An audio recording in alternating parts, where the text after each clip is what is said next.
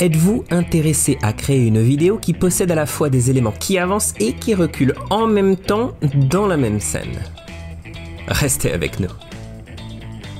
Salut tout le monde, vous êtes avec Jonathan de Wondershare Filmora, ici pour vous aider dans vos projets de montage vidéo. Alors avant de commencer, n'oubliez pas évidemment de vous abonner à notre chaîne, de cliquer sur cette petite cloche de notification de manière à ne rien louper de nos prochains tutos. Ok, voyons voir cet effet de plus près. Bon, vous avez déjà dû voir ou au moins entendre parler d'un certain film qui est sorti il n'y a pas longtemps au cinéma. Alors à cause des droits d'auteur, nous n'aurons pas la possibilité de vous montrer la scène en question que nous souhaitons recréer, donc nous avons demandé à notre équipe anglaise d'en refaire une version.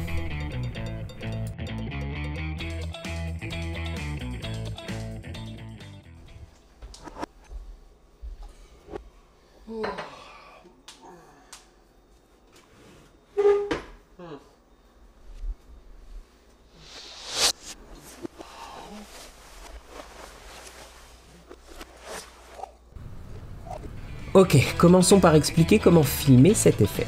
Vous aurez besoin évidemment d'une caméra posée sur une surface stable ou un trépied. Nous allons filmer 3 prises avec la caméra placée exactement au même endroit à chaque fois. Il est donc important qu'elle ne bouge absolument pas entre les prises, car nous allons rassembler les 3 rushs ensemble en post-production.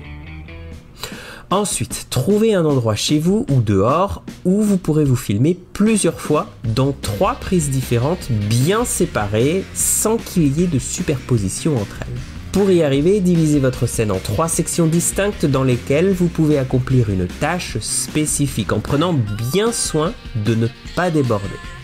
Filmez ensuite chaque tâche individuellement. Pour que votre audience reconnaisse que vous faites une scène en inversé, assurez-vous de faire un mouvement suffisamment ample, suffisamment évident.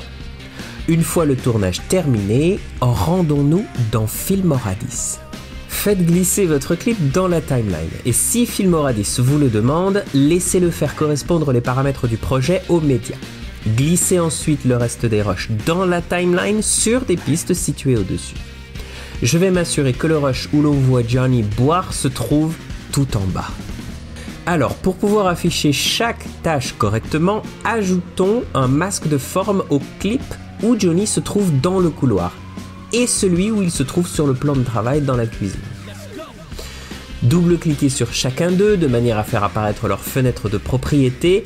Ajustez en conséquence pour que chaque masque laisse apparaître les tâches situées juste en dessous.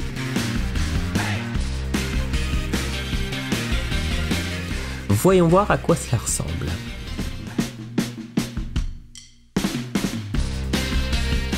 Alors, comme vous pouvez le voir, la scène du milieu où Johnny boit, ses mouvements se retrouvent par derrière la scène du couloir. Alors, pour pouvoir voir l'entièreté de cette scène, je vais devoir retravailler le rush du couloir, celui de gauche, de manière à ce qu'il apparaisse, mais uniquement une fois que Johnny du milieu se retrouve dans son champ respectif. Alors comme la caméra était stable et n'a pas du tout bougé pendant le tournage, l'illusion est parfaite. Nous voilà maintenant avec 3 Johnny, mais ils sont tous en avance normale. Il va nous falloir en configurer 2 en marche arrière.